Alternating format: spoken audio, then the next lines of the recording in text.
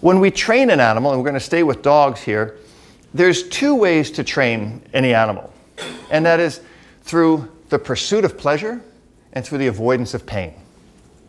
And it's really why we live, you know. The reason I go to work is because I don't want to be homeless, you know, and I want to have a nice car. That brings me pleasure. I eat because I don't want to starve to death. It will bring me pain.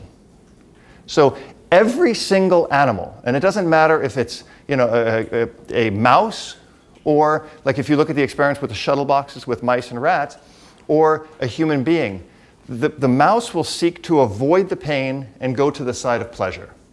So if I have an electric pad on one side and food on the other, the mouse will jump off the electric current and go eat the food. That's the pursuit of pleasure and the avoidance of pain. If there's no food on this side and the electrical coil on this side, the mouse will still seek to avoid the pain and go to the side of pleasure, which is now not real true pleasure, but is the avoidance of pain. So when we train animals, we really rely on that simple scope. I can make a dog do anything if I can teach him, you do A, you get B. If you don't do A, I will withhold B. And there's the conflict between very, very positive only trainers and very, very balanced training. So we can train a chicken to play tic-tac-toe, right? We can train a dolphin to jump through a hoop. These are all conditioned behaviors. It's something that they might normally do, except chickens don't play tic-tac-toe, but they peck. And we give them a reward. You do this, I give you this little piece of food. Now, if we have an animal that's crazy, insane for food, they will continue to exhibit behaviors until they get the food. That works great. And I think that is the #1 most beneficial way to train any animal, whether it's human, all the way down to mice. Doesn't matter what animal you're training. You will run into a hurdle when that animal is not seeking the food, right? So if the dog is not looking for a reward, but the dog, we still need to condition him to do something, to sit, to stay, to not run in front of the car, to detect something.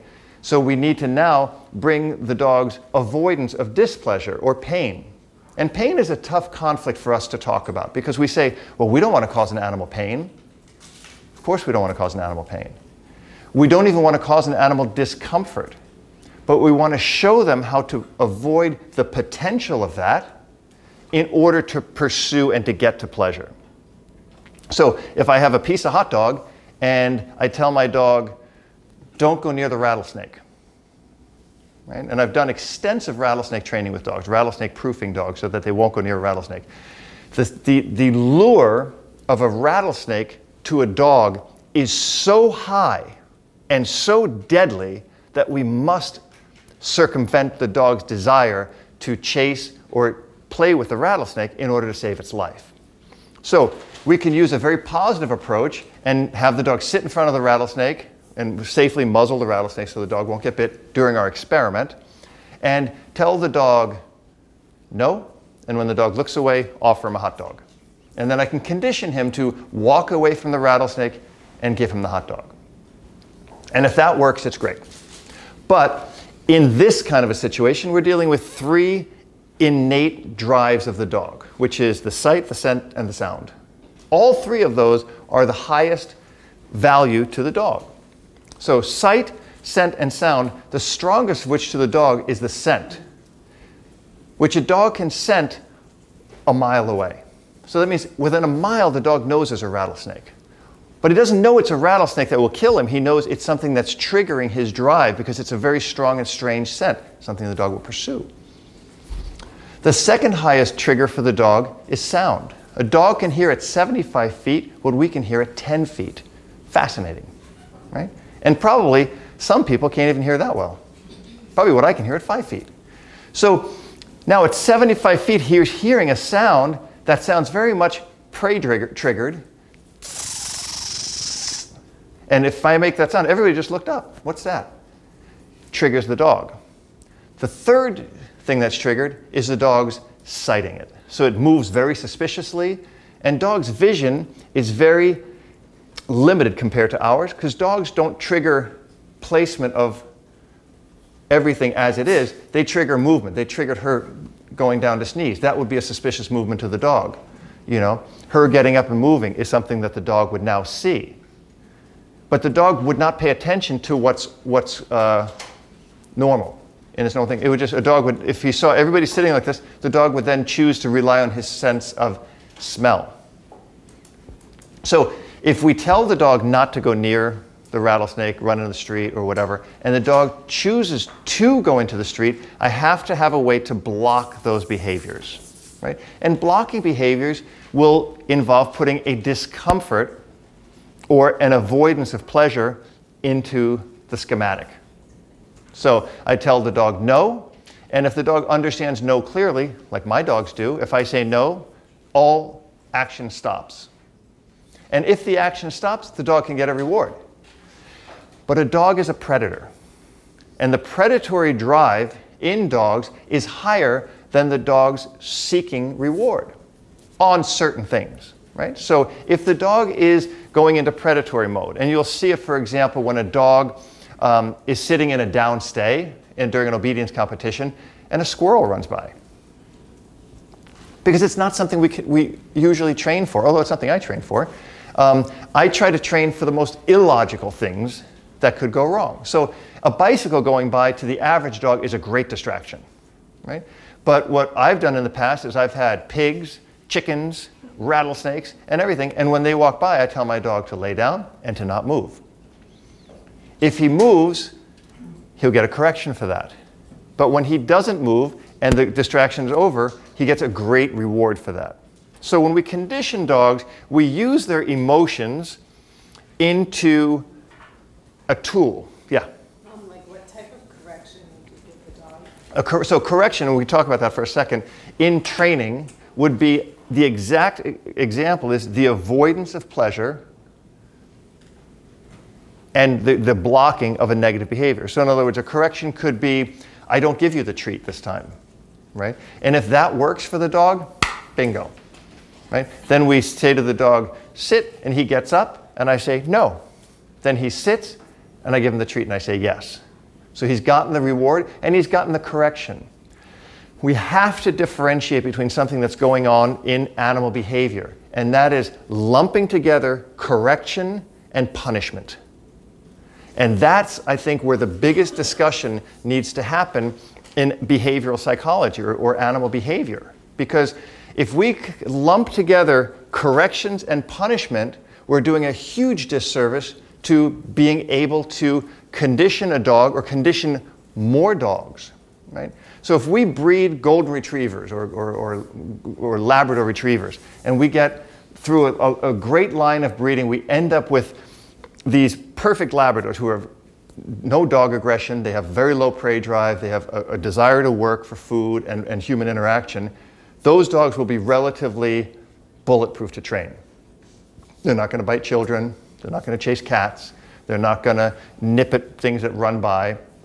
All those drives will have been bred out of the dog, which is really the ideal to why we've bred dogs for thousands of years.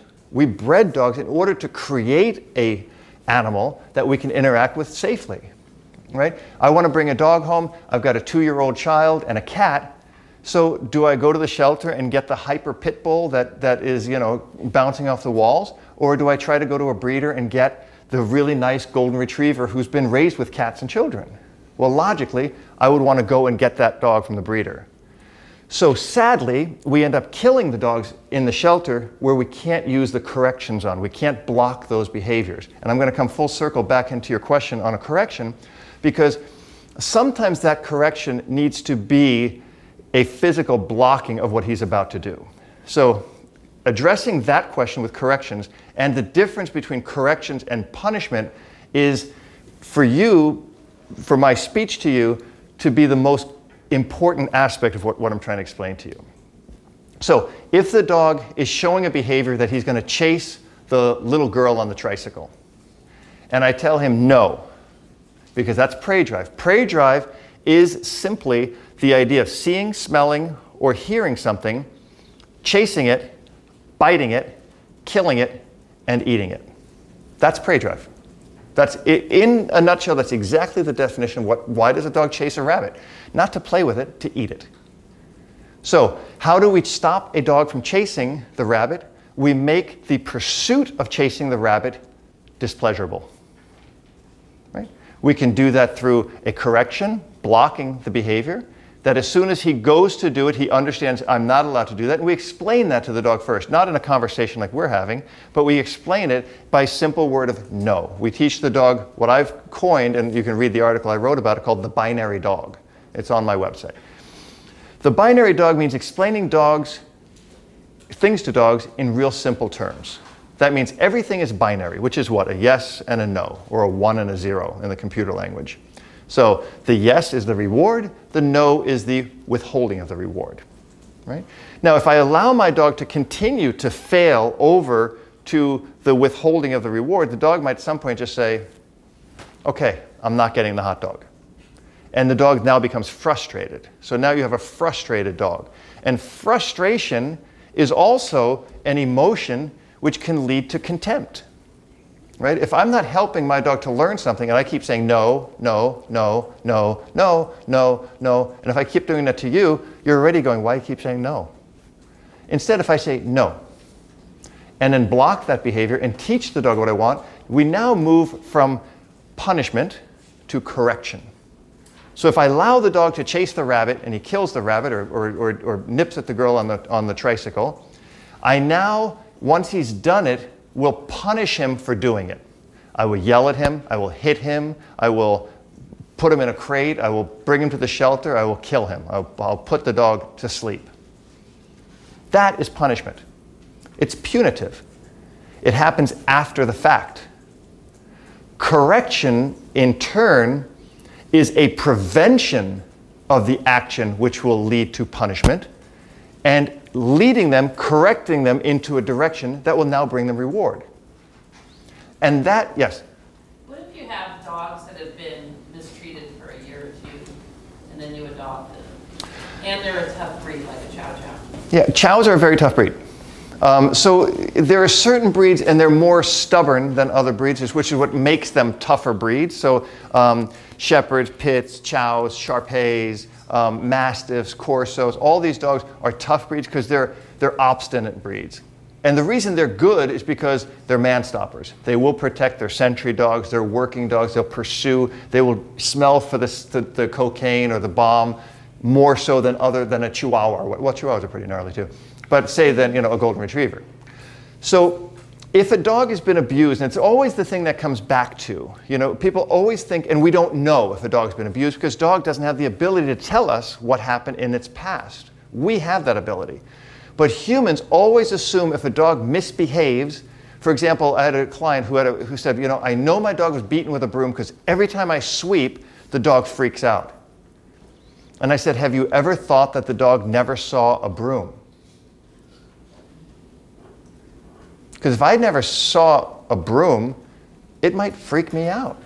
It's kind of a weird thing that moves along the floor and everything runs away from it, right? All the dust runs away. Every time it sees the broom, it runs away. So we say, oh, it must have been hit by a broom. Well, what if it never saw one? Those responses to the stimulus could be equal, right? So generally, if a dog was beaten by a broom, he would probably just go, oh, I'm not going near that. I'm going away from it here. But if the dog starts getting all freaked out by it, more than likely he hasn't experienced it. And I think that's an important component that we have to understand. That being said, I get a lot of clients who ask me through my videos or through my private sessions, how do we work with a dog that has had a bad experience? And the answer is simple. We stop giving the dog the bad experience. And we take the stimulus that led to the negative behaviors, okay, through its emotion, and we condition the dog back to a positive experience with it. So if I have a dog that's freaked out by a broom, whether he's never seen it or whether he was beaten within an inch of his life with the broom, I'm going to bring the broom back into the dog's life in a positive manner. Right? God bless you. So I had a dog that was scared to death of balloons. So I said, well, the dog was probably beaten by balloons, right?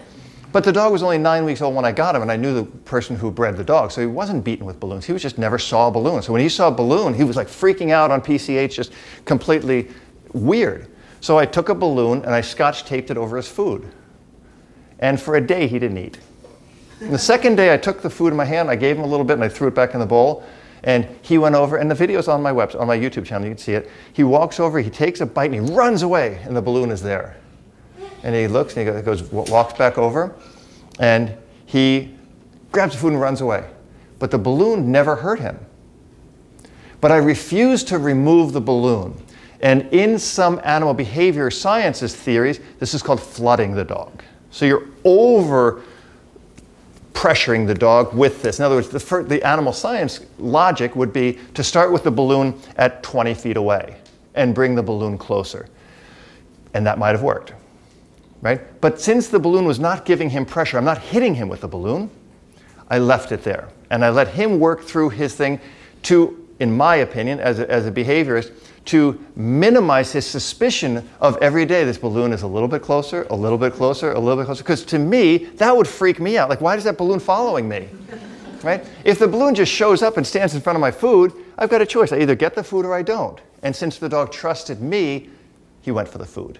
And within 5 sessions, the dog was now playing with the balloons, popping the balloons, running all over the yard. And it's on my YouTube channel. You can see, if you go to Robert Cabral Dogs on YouTube, you'll see that experiment done properly. So what do? We bring whatever the dog is afraid of. Just like people say, oh, my dog's scared of children. No, he's not scared of children. He has an experience. Children are very strange to dogs because, one, they smell very, very differently, right? Like a baby smells very different than me, right? But they also move very differently, right? You ever see like a guy running, it's like this, and you see a little kid running, they're running like this? And sometimes I see older guys running like that too. But that's a topic for another speech. But the dog isn't used to it.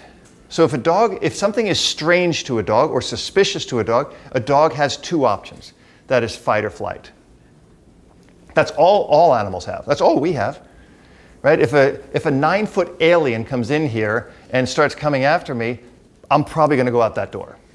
With or without my martial arts background, I'm going out that door. But if a 6'3", 200-pound guy comes in and starts threatening me, I think I could take him. But I have an option, fight or flight. Dogs bite when the flight option is removed.